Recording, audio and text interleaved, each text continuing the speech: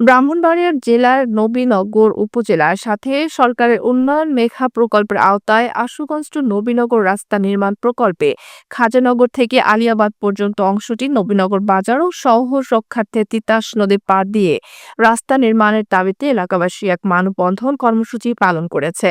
গতকাল সোমবার নবীনগর সদর করিম শাহ মাজার সড়কে এই মানববন্ধন কর্মসূচি পালিত হয়। এদের সভাপতিত্ব করেন নবীনগর কাসিমুল উলুম ইসলামিয়া মাদ্রাসার প্রতিষ্ঠাতা অধ্যক্ষ মাওলানা মুফতি শহীদুল হক। এতে প্রধান অতিথি হিসেবে উপস্থিত ছিলেন বিএনপির কেন্দ্রীয় নির্বাহী কমিটির সদস্য তকদির হোসেন মোহাম্মদ জসিম।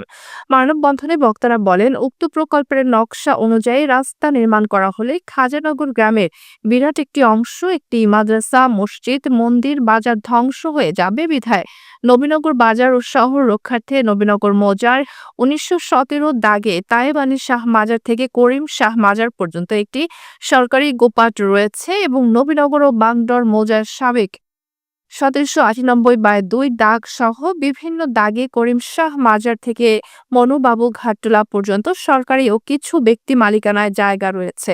এই গোপাট দিয়ে খাজানগর থেকে আলিয়াবাদ পর্যন্ত প্রকল্পের অংশের রাস্তা নির্মাণ করা হোক।